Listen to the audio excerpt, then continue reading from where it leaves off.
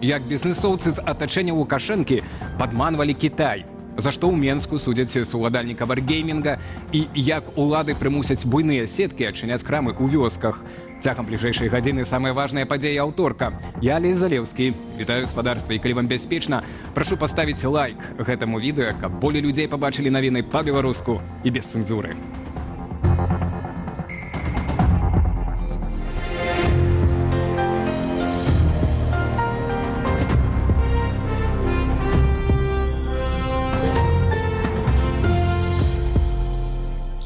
Бізнесоўцы з атачэння Лукашэнкі пастаўлялі ў Кітай больш курыных лапак, чымся Беларусь прадукавала, і наклікалі санкцыі на прыбытковы экспарт птушынага мяса ў Паднябесную.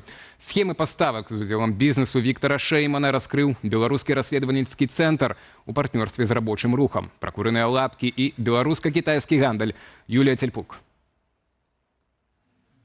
Ужо 8 месяцаў на паўзе стаіць прыбытковы для Беларусі экспарт птушынага мяса і субпрадуктаў у Кітай. Чырвоную кнопку націснула кітайская мытня ў канцы мінулага года. Гэтае прыпыненне вынік запыту мытні Кітаю да Беларусі пра добраахвотнае спыненне экспарту. Прыпыненне вытворчасці будзе дзеяць да часу, пакуль заводы не завершаць неабходных работаў у ліквідацыі непаладак і не атрымаюць дазволу ад Кітаю на аднаўленне вытворчасці. Пад забарону патрапілі 11 з 13 акрэдытаваных птушкафабрык. Беларускі расследавальніцкі цэнтр даведаўся, што прычынаю сталіся тоны нелегальна увезеных у Кітай курыных лапак, делікатэсу кітайскай кухні. Беларускія птушкафабрыкі маюць ліцэнзіі на пастаўкі мясных субпрадуктаў у Кітай з 2020 года. Экспарт курыных лапак да 2023 года вырас у 6 разоў. Кітайская мытня выявіла, что Беларусь поставляет на 30-40% больше лапок, чем здольная вырабить. Проверка показала про то, что Беларусь, апрача своих лапок, поставляла у Китая еще и лапки из других краинов. До прикладу, там из Туреччины, наколькі я пам'ятаю, украинские куриные лапки так само продавались на территории Китая под выглядом белорусских. Гадавы аб'ём адгрузак курыных лапак складаў $250 мільярдаў.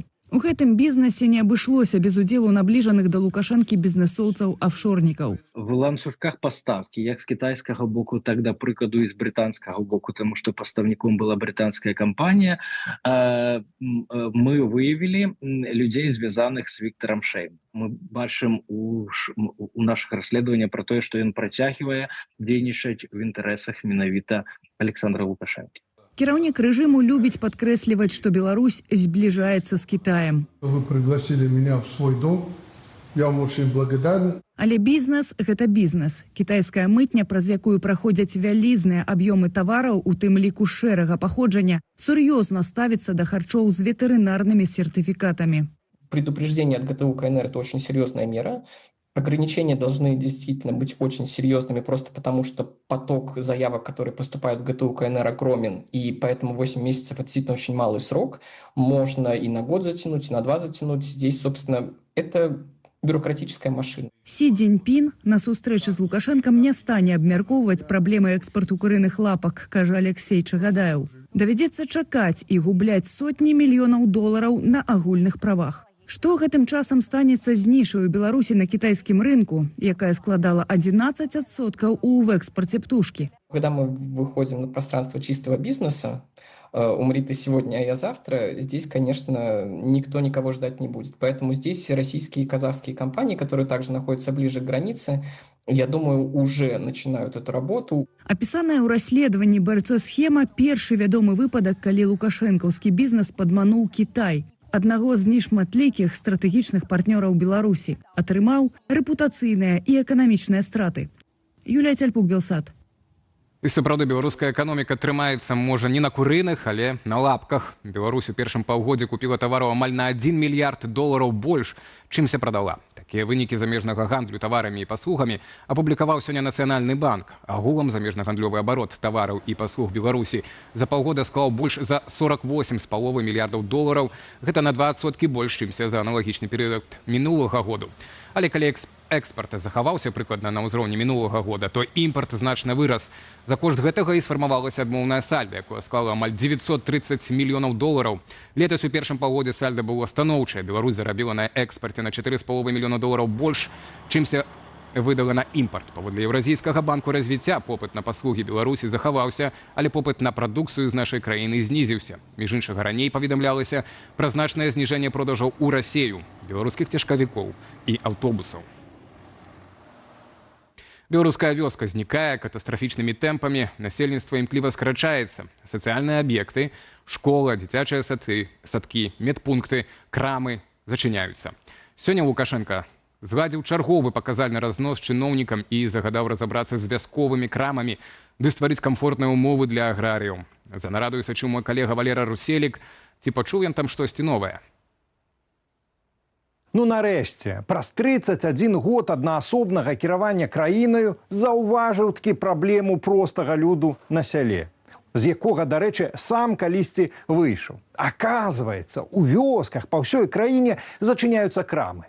А ў тых, што яшчэ неяк працуюць, асартымент зусім ніякі, а часам і наагул пратэрмінаваны. А аўталаўкі і наагул ездзяць паводле нязручнага графіку. Не менш як прынцыповую размовую дыктатар назваў сённяшнюю нараду ў пытаннях эфектыўнасці сістэмы гандлю, перадусім на сяле, і адразу ж абсалютна прынцыпова вызначыў вінаватых. Ответственность за обслуживание населения лежит на местных органах власти.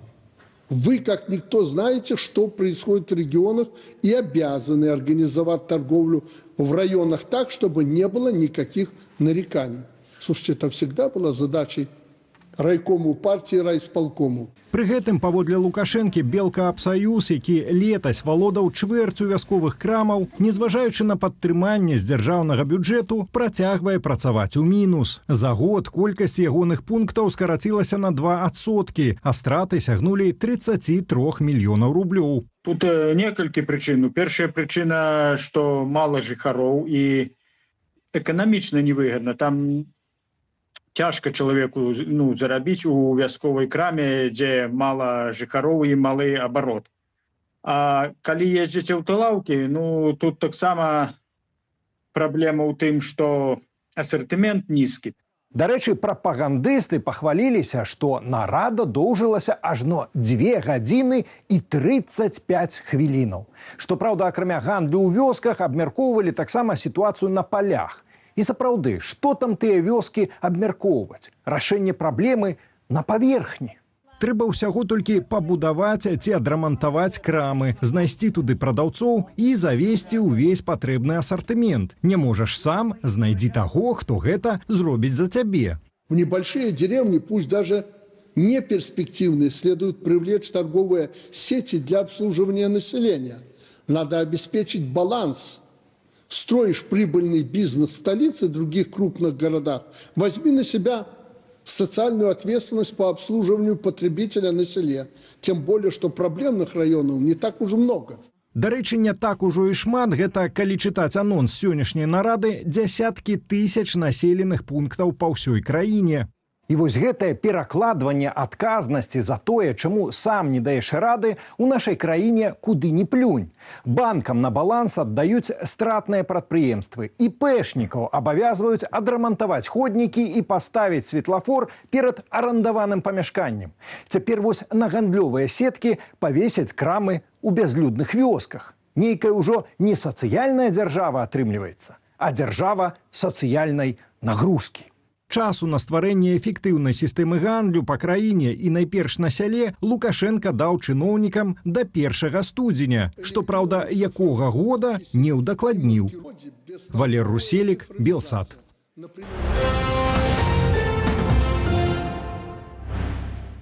Польскі жаўнер атрымаў раненне, спрабуючы перашкодзіць групе мігрантаў перайсці польска-беларускую мяжу. Інцыдэнт адбыўся ўчора ўвечары ля мястэчка Чарэмха. Падчас сутычкі польскіх службаў з мігрантамі ў руках жаўнера выбухнула светлашумавая граната. Один з żołnierzy doznał urazu lewej ręki. Адзін з жаўнераў атрымаў траўму левай рукі. Яму неадкладна надалі першую дапамогу і даставілі ў шпіталь у Беластоку. Ягонаму жыццю нічога не пагражала. Ён увесь час быў у свядомасці. Ягоны стан стабільны. Вайсковая паліцыя ў Беластоку праводзіць расследаванне. Гэта не першы такі выпадак на польска-беларускай мяжы. Мігранты, якія групамі спрабуюць прарвацца ў Польшчу, фарсуюць агароджу. Памежнікаў закідваюць галінамі дрэваў і камянямі. Быў і выпадак гібелі польскага жаўнера пасля ўдару ножом, прывязаным да палкі. І да іншых тэмаў. На вайне ва ўкраіне загінуў беларускі добраахвотнік з пазыўным «Месяц». Да сілаў ЗСУ ён далучыўся ў 2023 годзе. Спачатку «Месяц» служыў на пазіцыі баявога медыка, потым перавёўся ў роту агнявой падтрымкі, быў таксама сапёрам. З 2024 года беларус ваяваў у мінамётным разліку. Наш суайчыннік загінуў 19 жніўня, выконваючы баявое заданне. Зусім нядаўна ваяр стаўся бацькам. Апошнія навіны з украінскага фронту ў аглядзе падзеяў замежжа ад Руслана Ігнатовіча. Сёлета ўдвая больш украінскіх мужчынаў спрабавалі ўцячы ў Беларусь, чымся за ўсе папярэднія 3 гады паўнамаштабнай вайны. Паводле Дзяржаўнай памежнай службы Украіны з 1 студзеня да 1 жніўня затрымалі 911 мужчынаў векам ад 18 да 60 гадоў. Для параўнання, за ўвесь мінулы год 336. Найбольш затрыманых у Ровенскай вобласці, затым на Жытоміршчыне, Валыні і Кіеўшчыне. У Польшы агучылі неафіцыйную версію пра выбух беспілотніка, які ў ноч на 20 жніўня упаў у Люблінскім ваяводстве. Паводле намесніка міністра замежных справаў гэтай краіны Владыслава Барташэўскага, дрон імаверна праляцеў над тэрыторыяй Украіны і належаў Расіі. Чыноўнік падкрэсліў, гэта папярэднія звесткі. Афіцыйнага заключэння яшчэ няма. Люблінская пракуратура прытрымліваецца іншай версіі. Паводле ведомства, дрон прыляцеў з тэрыторыі Беларусі. Інцыдэнт здарыўся каля паселішча Асіны, недалёка ад мяжы з Беларусю і Украінаю. Выбух пашкодзіў вокны ў некалькіх дамах. Былі знойдзеныя абгарэлыя абломкі. Польскае міністэрства замежных справаў заявіла пра чарговае парушэнне паветранай прасторы і скіравала Маскве ноту пратэсту, назваўшы здарэнне свядомую правакацыяй. Расія рыхтуецца выйсці з еўрапейскай канвенцыі супраць катаванняў і бесчалавечнага абыходжання. Адпаведную прапанову на разгляд унёс прэм'ер-міністр Расіі Михаил Мишустин. Документ апублікавалі на сайце прававой інфармацыі. Канвенцыю прынялі ў 1987 годзе. Расія далучылася да яе ў 1996 разам з уступленнем у Раду Еўропы. Яна прадугледжвае працу спецыяльнага камітэту, які мае права наведваць турмы і ўносіць рэкамендацыі ў справе абароны вязняў. Паводле праваабаронцаў з каманды супраць катаванняў, пасля выхаду Масква больш не будзе абавязаная дапускаць міжнародных інспектараў у месцы зняволення. Апошні раз яны былі ў Расіі ў 2021. Эксперты перасцерагаюць, адсутнасць маніторынгу прывядзе да пагаршэння ўмоваў утрымання і страты арыенціраў для пенітэнцыярнай сістэмы. Ужо цяпер Расія ігнаруе запыты назіральнікаў, у тым ліку датычныя смерці Алексея Навальнага у калоніі «Палярны воўк» у 2024 годзе. Магутная пясчаная бура або габуб абрынуўся на амерыканскі штат Арызона. У Фініксе аэрапорт застаўся без электрычнасці і адмяніў усе рэйсы. Бачнасць упала амаль да нуля, а вуліцы зніклі за пылавую заслоную. Паводле CNN, без святла засталіся каля 60 тысячаў чалавек. Габуб – раптоўная пылавая бура, якая ўзнікае ў засушлівых рэгіёнах падчас навальніцаў або халодных франтоў. Вецер хуткасцю да 100 км за гадзіну падымае пясок і пыл у паветра, утвараючы сцяну да 2 кіламетраў вышынёй і дзясяткі кіламетраў даўжынёю. Руслан Ігнатовіч, Белсат.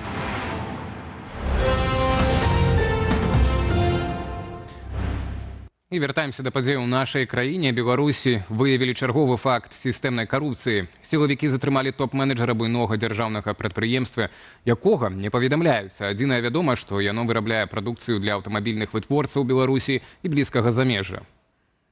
В 2021 году сотрудниками ГУБОПК с поличным при получении взятки задерживался один из руководителей указанного предприятия. Назначенный на вакантную должность его заместитель продолжил противоправную деятельность предшественника, рассчитывая, что предпринятые им меры конспирации помогут избежать ответственности.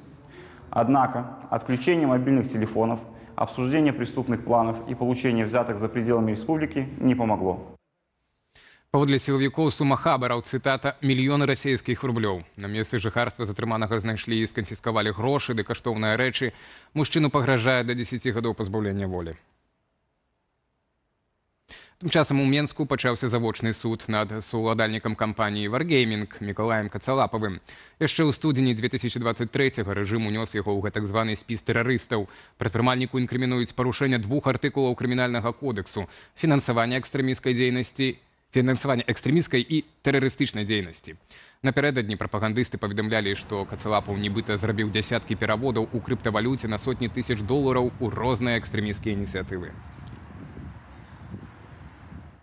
Больш хуткае і простае мінанне мяжы з краінамі еўразвязу магчыма. Але, на жаль, гаворка не пра адкрыццё дадатковых пунктаў пропуску. Рэч у іншым.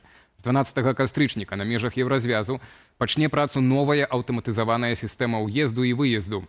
Што зменіцца, да чаго рыхтавацца беларусам, якія захочуць наведаць краіны аб'яднанай Еўропы пасля ўвядзення новай сістэмы? Глядзім наступны сюжэт.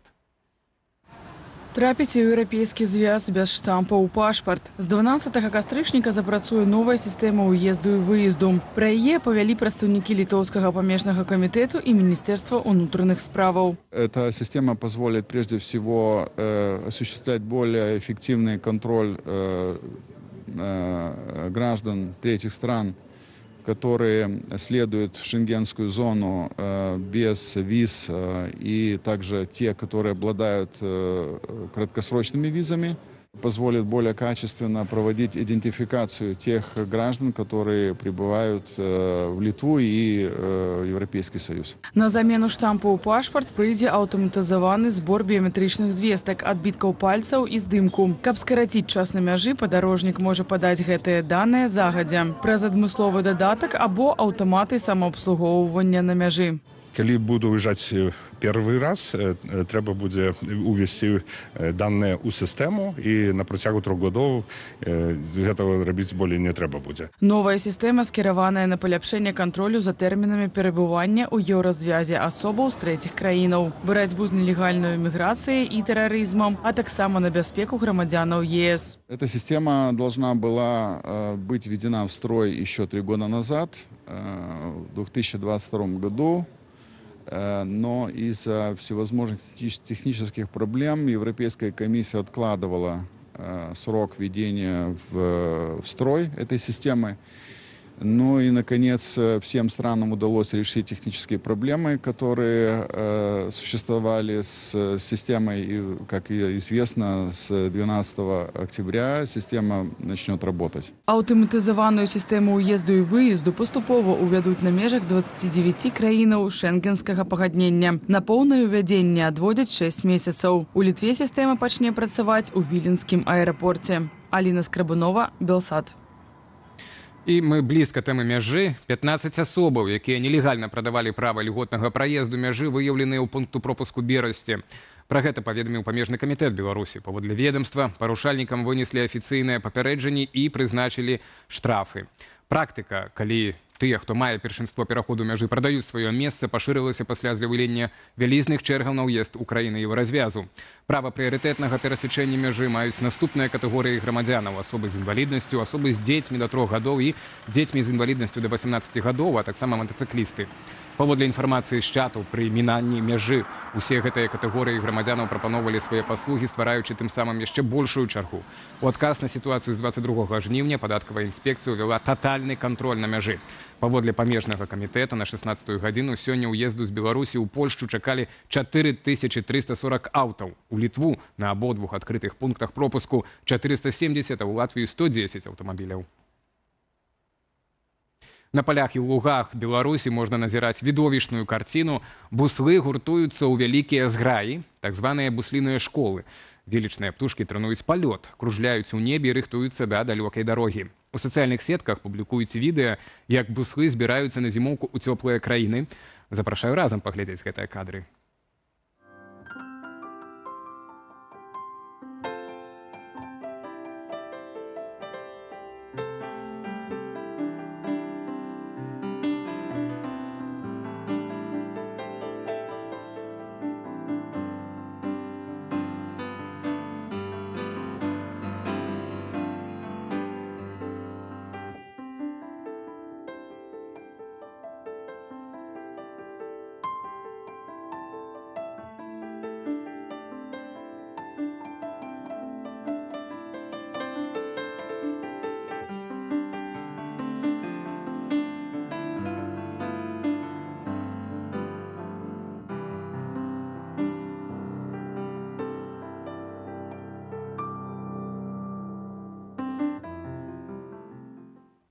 У аб'ектыве на сёння ўсё. Больш навінаў у нашым тэлеграм-канале, на які вы можете перайсці праз QR-код на вашых экранах. Ну і інфармацыйны вечар працягваецца. Спадарства чакаюць Белсат онлайн і студыя Белсат, якія мы правядзём разам з Віталем Бабінам. Добрый вечер. Так, сёння абмяркуем тэму наяўнасці, а дакладней адсутнасці добрых крамаў у невялікіх населеных пунктах, ды іншыя праблемы сельскіх жыхароў, на якія звярнуў увагу Лукашенко, загадаўшы іх развязаць. А пакуль агляд нашых публікацыяў, Белсат онлайн ужо праз імгненне.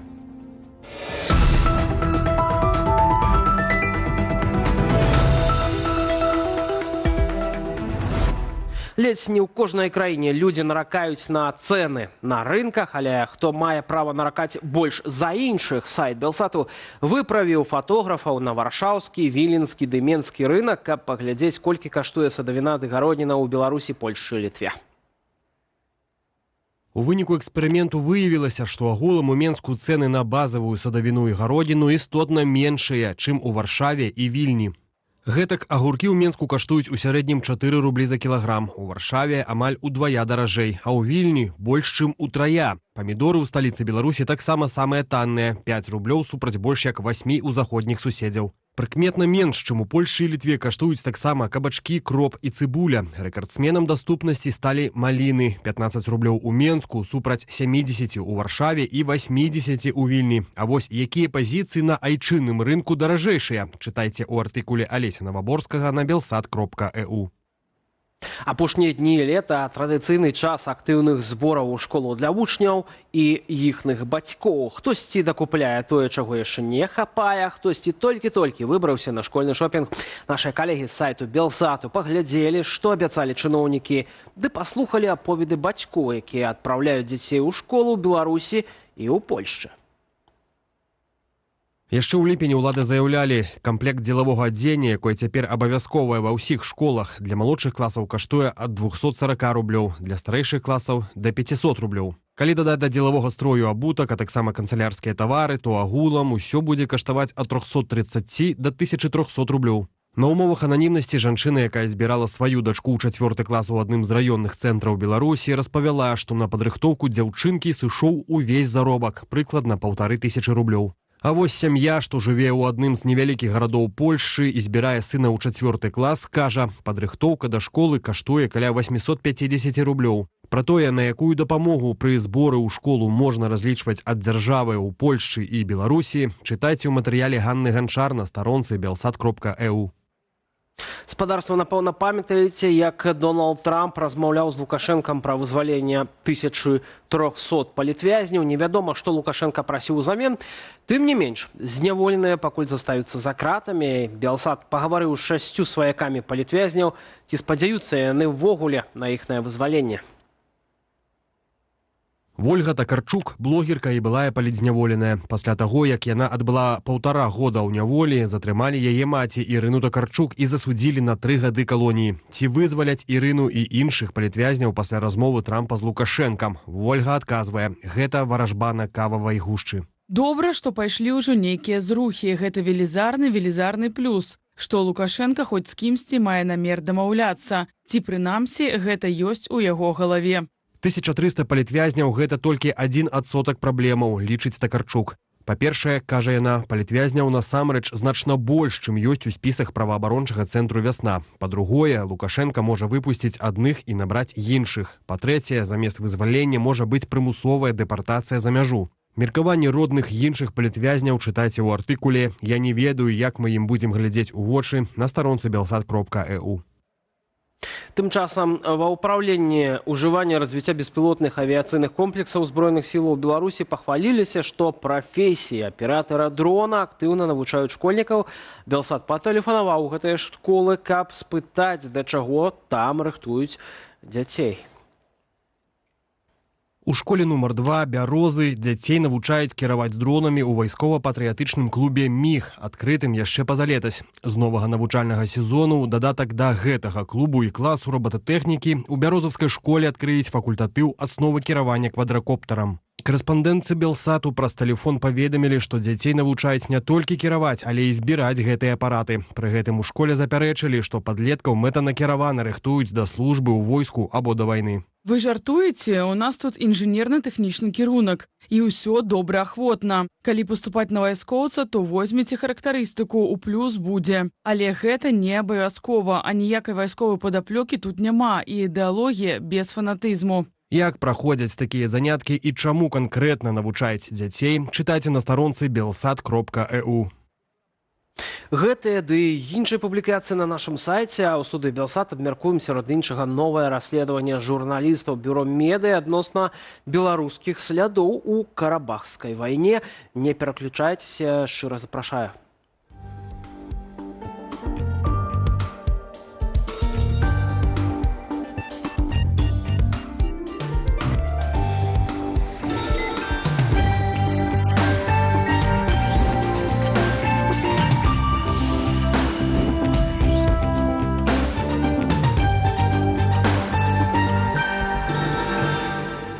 Олег Залевский, Віталь Бабін у студыі Белсат. Жывы і эфіры спадарству таксама нагадваем пра навіну, якая сёння в аб'ектыве не гучала, таму што, на жаль, няма новых звестак датычна раптоўнага знікнення прадстаўніка беларускай апазіцыі за мяжой Анатолія Котава, былога прадстаўніка адміністрацыі прэзідэнта Беларусі, паехаў у Турцыю і знік, не выходзіць на сувязь. Адпаведная пытанка ёсць у нашым чаце трансляцыі. Мы пытаемся у вас, да якой версіі вы схіляецеся ў дадзенай гісторыі. Ну і пакуль толькі магу сказаць, што толькі 8% ад нашай аўдыторыі лічаць, што спадар Котаў хутка аб'явіцца. Дарэчы, калі ўжо і казаць пра нейкія новыя факты з моманту знікнення спадара Анатоля, то сёння выданне «Наша Ніва» паведаміла, што Анатоль Котаў неаднаразова лятаў у Турцыю, лічачы гэтую краіну цалкам бяспечнай, хаця ведаем, што прэзідэнт гэтай краіны Реджеп Эрдаган досыць часта сустракаўся ў свой час з Александром Лукашэнкам, так ці інакш мае такія ж сувязі, хоць краіна і ўваходзіць адносна ў бяспечныя, напрыклад, з'яўляецца чальцом НАТО, таксама той же ж Эрдаган таксама мае кантакты з прэзідэнтам Украіны Владзімірам Зеленскім, і менавіта ў Турцыі адбываліся перамовы па перамір'і ва ўкраіне. Так, ну але не ёсць гэта самая бяспечная краіна для беларусаў, якія цяпер жывуць за мяжой і хаваюцца ад органаў з Беларусі. Ёсць выпадкі так выдачы, так само, як і з Егіпта, ну і таму не дзіва, што кожны другі наш глядач лічыць, што лепш бы Анатоль Котаў не выязджаў за межы ЕС. Ну што ж, а цяпер спадарства да адной з тэмаў, якую мы анансавалі ў студыі Белсат. Жыхары беларускіх вёсак усё часцей скардзяцца на зачыненыя крамы, дзіцячыя садкі, пошту і нават школы. Людзі запісваюць відэазвароты ў TikTok. У 21 стагоддзі застаецца без магчымасці купіць хлеб ці адправіць дзіця ў садок. Гэта сапраўдная катастрофа для вёскі. У сваю чаргу Лукашенка на сваёй нарадзе зноў загаварыў пра парадак на месцах. Дыктатар абурыўся тым, што вясковых дзяцей прапануюць вазіць за 10 кіламетраў у іншы дзіцячы садок, а прадукты вяскоўцам падвозяць аўталаўкі. Але замест сістэмнага рашэння ён, як заўсёды, шукае вінаватых. Сдерживают развитие торговли некоторые регуляторные барьеры. Вот интересно, что же это за матерное слово? Опять регуляторика не работает. Вы вообще-то, хочется спросить сами, кто писал, понимаете, что вы пишете? Это, по-вашему, главные помехи для работы сельских магазинов.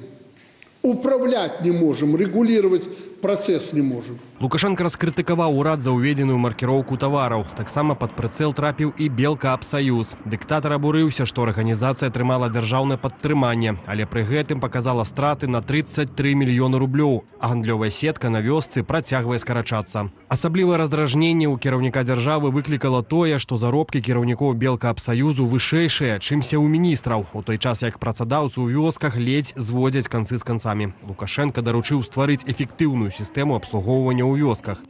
Ну і без жорсткага дэдлайну ніяк да 1 студзеня. Абмяркуем гэтую тэму з нашым наступным госцем. Андрэй Махоўскі, вядоўца праграмы «Оптимум» на YouTube-канале «Беларусы і рынок». Ужо з намі на сувязі спадару Андрэю. Вітаем вас, добрый вечар. Дзякуем, што далучыліся да нашага эфіру. Добрый вечер. Все ж таки, на ваш погляд, вось прапаганда раней заяўляла пра тое, што здымаць ролікі ў тиктоку і скардзіцца на мясцовых чыноўнікаў гэта не вельмі добрая ідэя, бо могуць прыйсці сілавікі. І тут Александр Лукашенко звяртае ўвагу вось досыць такую вострую праблему, якая ўжо даўно гучала ў сацыяльных сетках. Ну, і ў эфіры Белсат. Так, і што, на ваш погляд, змусіла Лукашенко все ж таки звярнуць увагу на гэту праблему? Ну, смотрите, вообще вот ТикТок, ну, то есть тут есть две стороны. Одна сторона, это, конечно, такой, не знаю, популизм, да, Лукашенко думает, что он через ТикТок узнает, что думают люди. Ну, вот это, знаете, халиф Харун аль-Рашид переодевался в нищего и ходил по улицам, а Лукашенко пишут отчеты о том, что говорят люди в ТикТоке, ну, потому что я подозреваю, что сам-то он его не смотрит, сам-то он много раз признавался, что он и мобильником пользоваться не умеет. Вот, значит, ну, как бы это вот, ну, что такое для него ТикТок, да? Он думает, что таким образом он узнает, что на самом деле думают люди. Ну, и частично это правда. Что касается этой проблемы с магазинами сельскими, ну, это не внезапно, не первый раз, это вообще каждый год повторяется. Правда, обычно они это к концу года затевают вот такое совещание о том, что надо накормить народ перед Новым годом, чтобы у народа на Новый год была еда. Вот. Ну, в этот раз чуть-чуть раньше. Но это как бы вечная проблема. Этой проблеме уже 30 лет. 30 лет ее обсуждают. И 30 лет, ну, примерно на самом деле с одним результатом, хотя решение у проблемы есть, оно простое, и, собственно, в Беларуси оно уже давно найдено. Какое? В 2018 году вот бизнесу, который открывает магазины в деревнях, были предоставлены большие льготы. Ну, потому что мы имеем в деревнях там оборот поменьше, да, понятно, ну, просто людей поменьше. Вот, чтобы это компенсировать, там, отмена земельного налога, там, какие-то снижения налога на прибыль, там, льготные тарифы на электричество. Ну, там куча льгот, на самом деле, была. Проблема начала решаться, и она нормально решалась. Магазины открывались новые магазины. Там Евроопт, только Евроопт открыл 150 магазинов в деревнях. К 2023 году у нас было 50% магазинов в деревнях частные. Вот. Потом, но в 2023 году власти решили, что нет, нельзя же, ну как-то так, мы даем льготы такие, вот, ну невозможно, тем более бизнесу, они же негодяи. Поэтому льготы отобрали. Магазины начали закрываться. К концу 2023 года это была такая уж достаточно критическая ситуация. Ну, не критическая, но их много закрывалось. Поэтому в 2024 году льготы опять вернули там в немножко урезанном виде. И на самом деле я вот хочу сказать, что как бы сейчас нет этой проблемы остро. Она решается на самом деле. То есть она не решается одномоментно, но новые магазины действительно открываются. Да, при этом больше магазинов закрывается, ну так и людей в деревнях меньше становится. Соответственно, ну и магазины там не нужны. Вот. Но проблема в том, что Лукашенко не просто хочет решить, как бы, чтобы во всех деревнях были вот магазины, чтобы всем людям было хорошо. Он хочет решить эту проблему в соответствии со своими представлениями о прекрасном. А вот в соответствии с его представлением о прекрасном проблема действительно нерешаема абсолютно. Але ну глядзіце, праблемных раёнаў ён кажа не так і шмат, але перад гэтым вось Тэлеграм першага заяўляў пра тое, што ну праблема тычыцца дзесяткаў тысяч мястэчкаў па ўсёй краіне, хаця ў нас в прынцыпе-то ўсяго там 23 тысячы населеных пунктаў, калі лічыць на стан на 1 студзеня. Наколькі масавая гэта можа быць праблема, спадар Андрэю?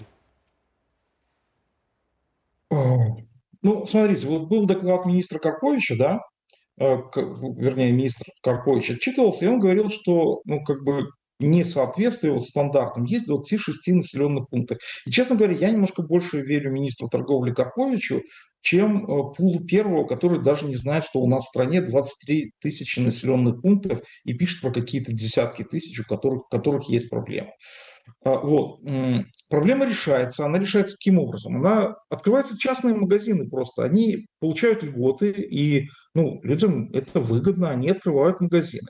Сейчас магазины начали закрываться, но это потому, что власти ввели там новые правила.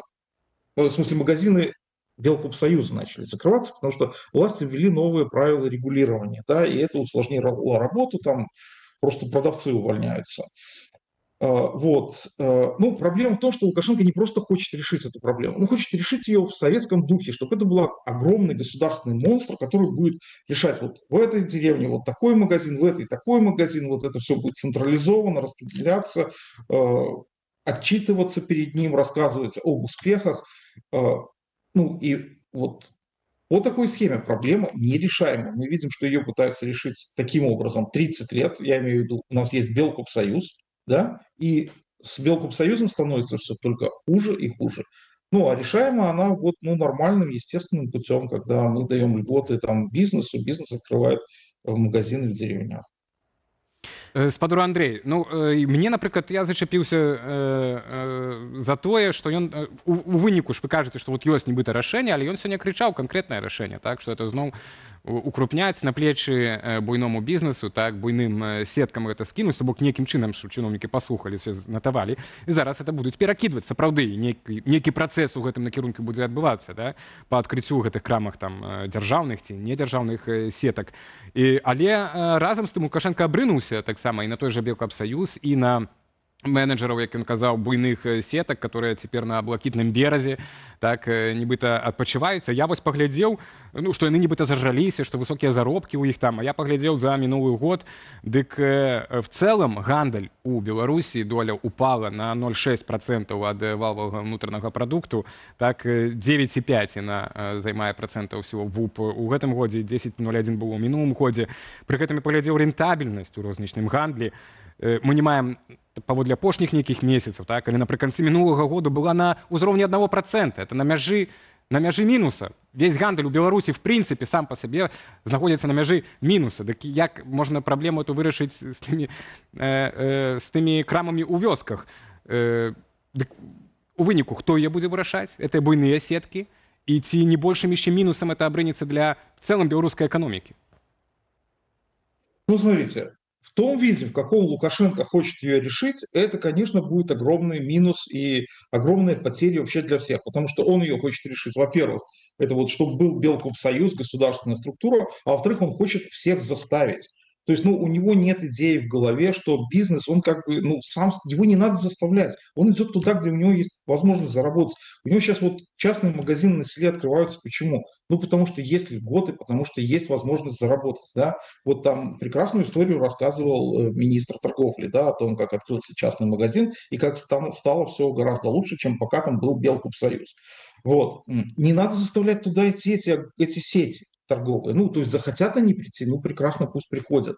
Ну, решение, вот, как мы видим, ну, на самом деле, реально, мы видели, что еще в 2023 году 50% этих вот магазинов на селе это были частные магазины, то есть не торговые большие сети, да, а магазины, ну, там, где один владелец, ну, у него один магазин, или там у него 2-3 магазина каких-то, да, очень мелкий бизнес. Вот мы даем этому мелкому бизнесу возможность работать, а на самом деле просто не надо ему мешать работать. И все работает, все хорошо. Но идея Лукашенко в том, что надо всех заставить. Вот, ну, он же Европу ненавидит, да, это же они отдыхают на Лазурном берегу. Ненавидит он их, потому что он не смог отжать бизнес, да, у Европы, и поэтому как бы они ему очень неприятны. Ну, і у адрозненні ад Белкапсаюза ім удалося пабудаваць паспяховы бізнес. Именно. Вот, и вот... Спадар Андрэю, я выбачаюся, але вельмі часта абрываецца ваша размова, ці маглі б вы проста бліжэй, можа быць, да мікрафона, да камеры. Абрываецца ваша сувязь з вами. Да, давайте так.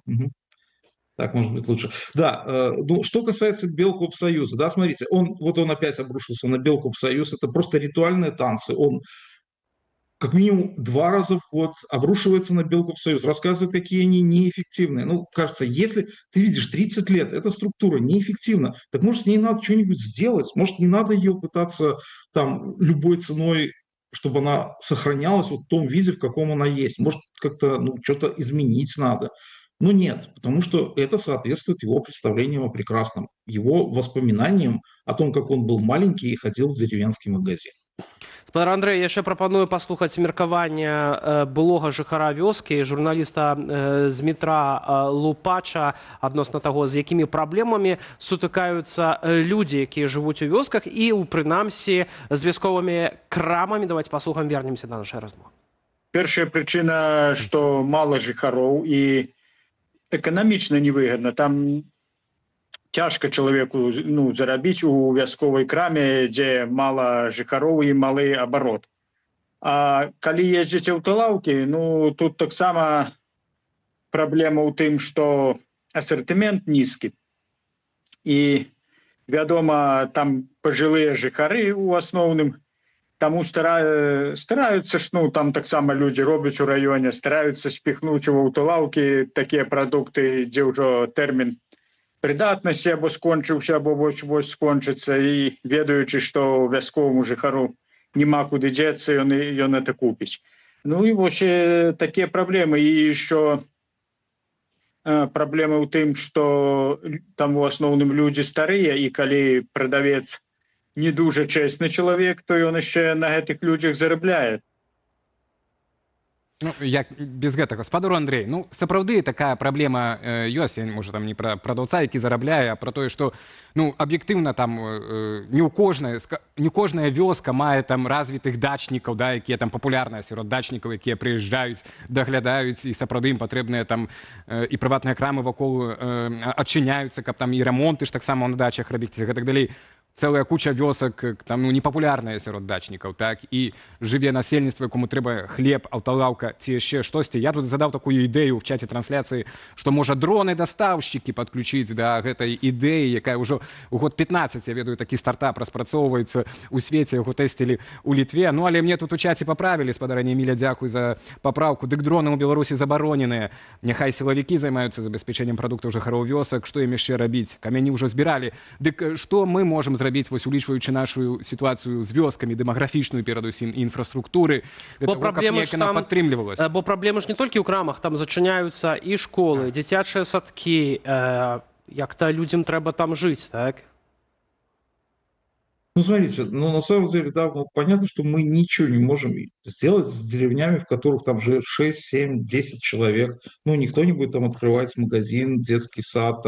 Даже если оно по какому-нибудь там советскому установлению от 1948 года положено, что там был магазин, детский сад и школа, никто не будет его открывать, потому что это бессмысленно. В деревнях, мы сейчас говорим про деревни, которые все-таки, в которых это имеет экономический смысл открывать, даже деревни без дачников, даже в таких деревнях, открываются эти частные магазины, работают эти частные магазины. То есть, надо им просто не мешать, надо дать людям возможность работать. Может быть, дать им еще какие-то льготы. В отличие от Белкомсоюза, вот этой гигантской структуры, они не требуют из бюджета постоянных денег и постоянной поддержки. Там на Белкомсоюз тратится десятки миллионов рублей. Андрей, а чему они не вертаются в 18-й год? Вот в этом пытании. Не разоняволись хотя бы почитать от вёски эту либерализацию? Так потому что Лукашенко же ненавидит бизнес. Его же идея сейчас, он же если раньше он был готов с этим играться, каким-то образом, то он решил, что в 2020 году против него, тех, кто выступал, это как раз бизнес. И, то есть они для него социально чужды, они всегда были ему социально чуждыми, а после 2020 года особенно социально чужды. И мы же это видим по всему. Мы видим это по регулированию цен этому государству. Мы видим по тому, как ИП давят и закрывают. Мы видим по его отношению по всем этим попыткам взять под себя, загрести под себя все, что может приносить там какой-то доход. Маршрутки, например, там фармации, аптеки. То есть, потому что Лукашенко не хочет никакого частного бизнеса. Для него принцип спроса и предложения – это, в общем, ругательство.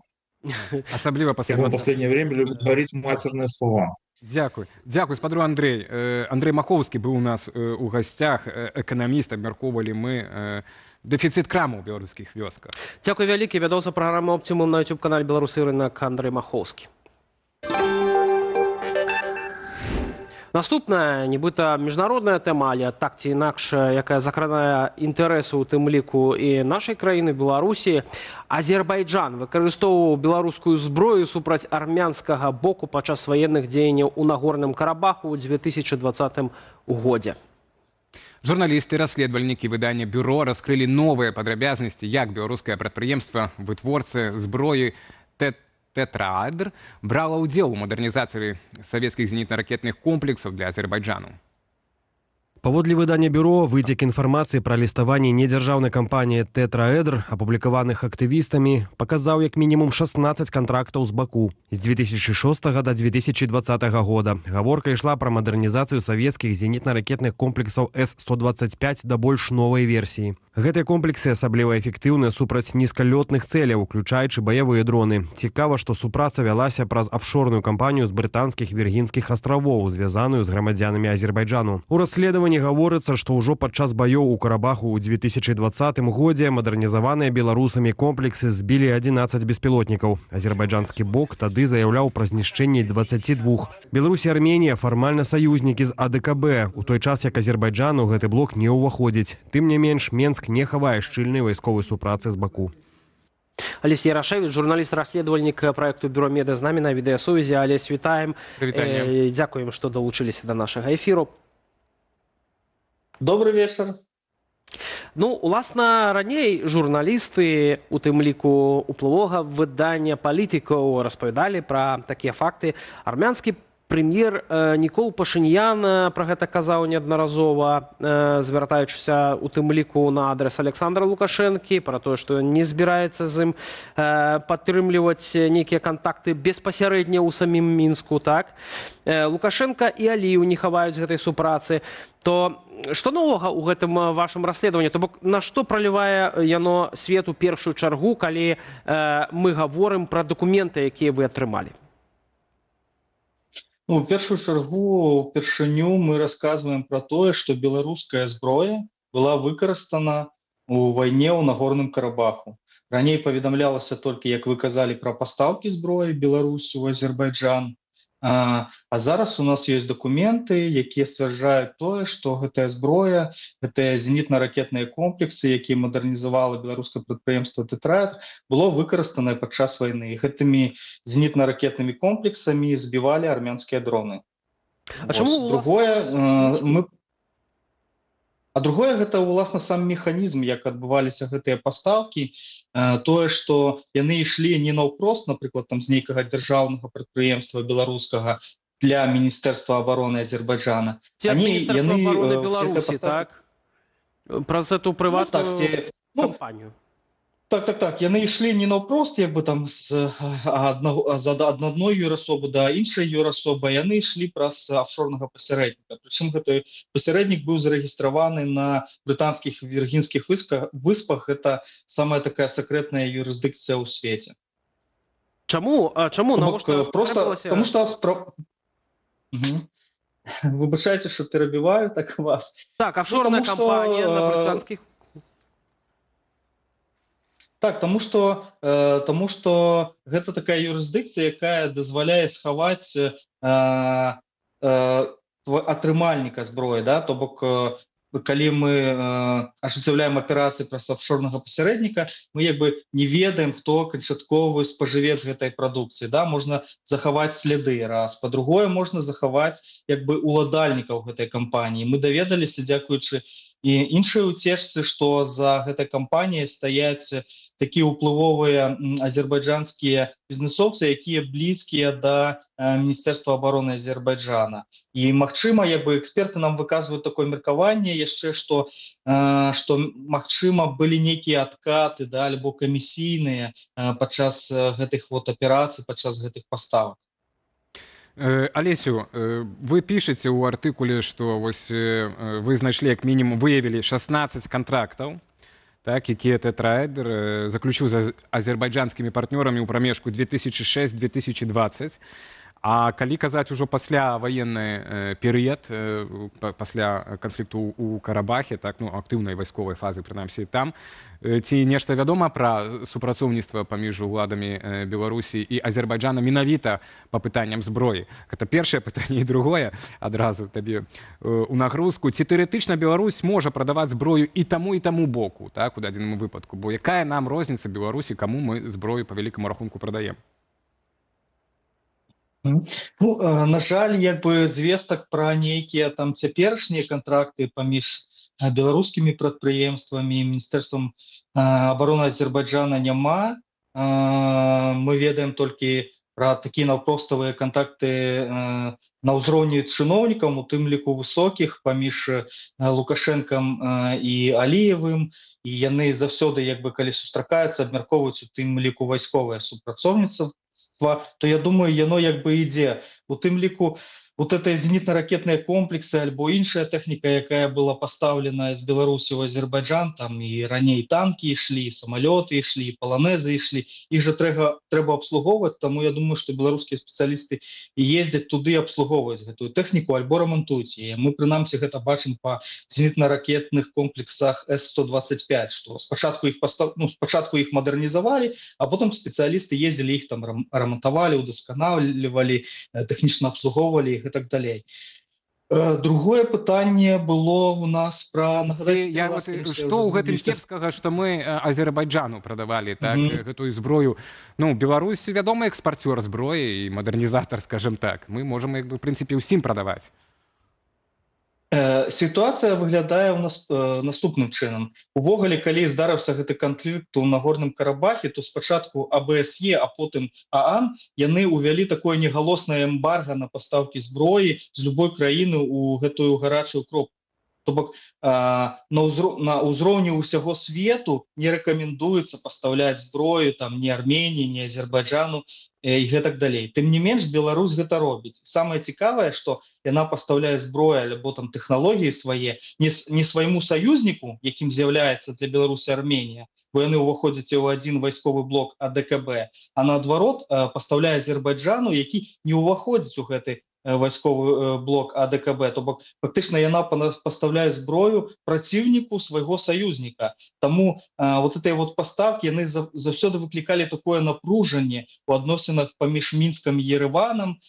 Пашынян увогуле казаў, што ён там, што яны непрымальныя, што ён ніколі ўвогуле не прыедзе ў Беларусь, пакуль Беларусю кіруе Александр Лукашенко, і ўвогуле ён прыгразіў, што у такім выпадку Арменія ўвогуле замарозіць альбо выйдзе з АДКБ. Вот у чым, як бы, тут такая сітуацыя, што, ну, такое крывадушніцтва, да, з боку беларускіх уладаў, што, ну, нам не важна, як бы, да, каму пастаўляць гэтую зброю, галоўнае, як бы, зарабіць грошы.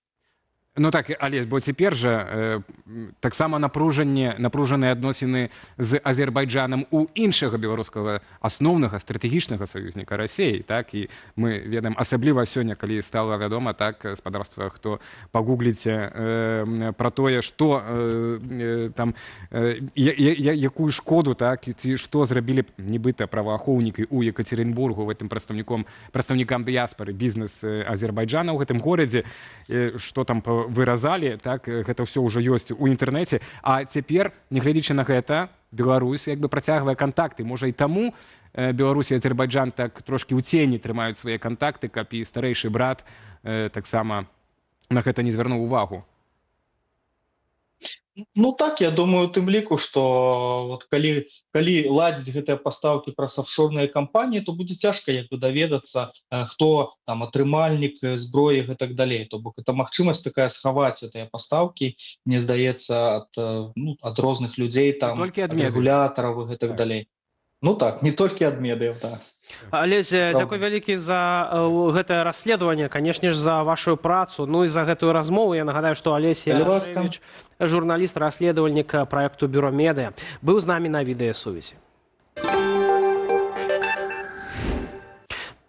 Ну, а гэта вся інфармацыя у нас у студыі Белсат. Дзякуем, што вы былі з намі. Наперадзе яшчэ агляд нашых сацыяльных сетак Белсат онлайн, так што запрашаем.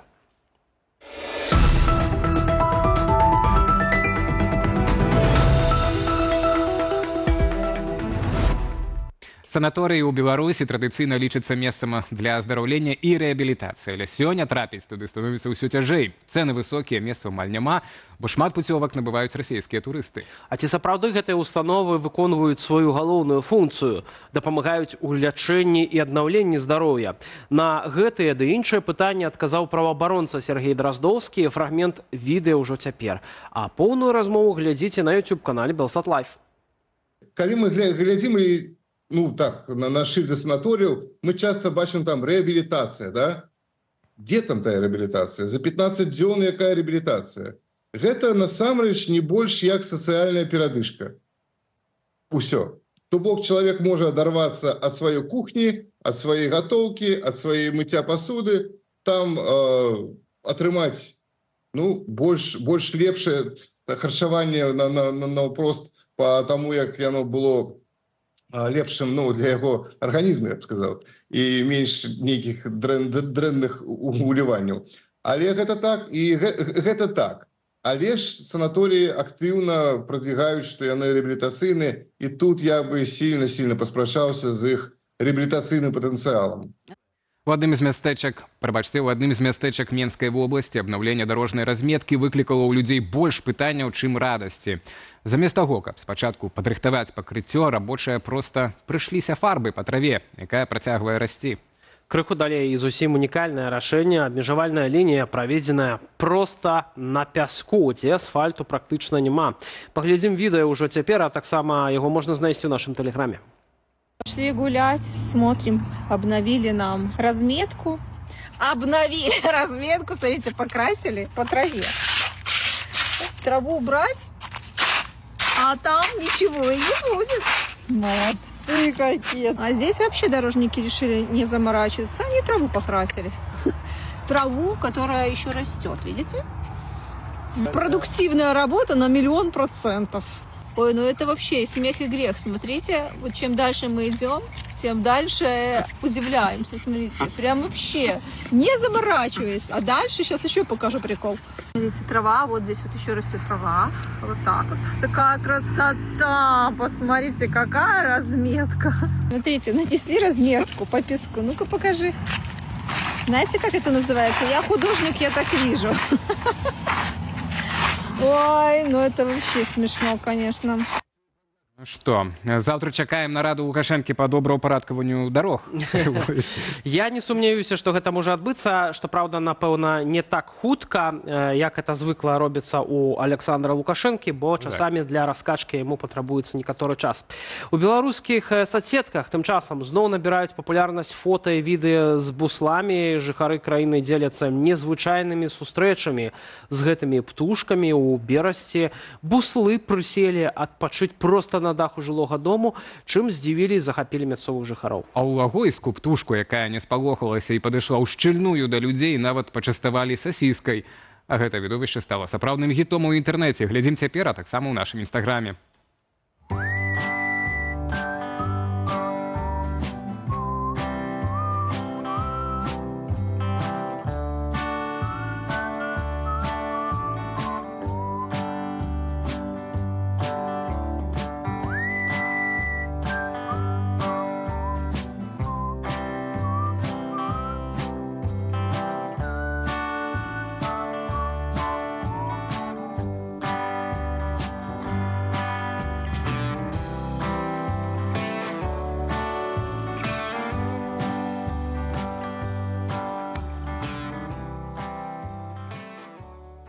Так, ну а мы тут з Вітулём паспрачаліся, акурат ці сасіска для бусла гэта ёсць адпаведная ежа, нават калі яна з беларускага мяса.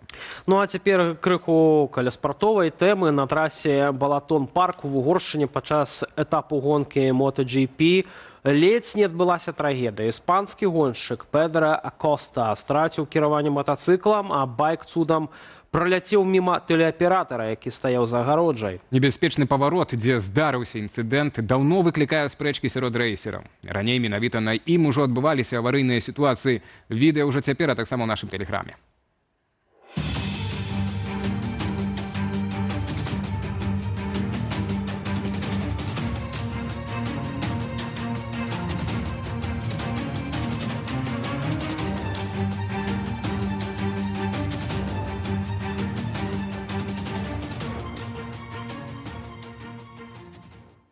Реализуются все живые засталіся.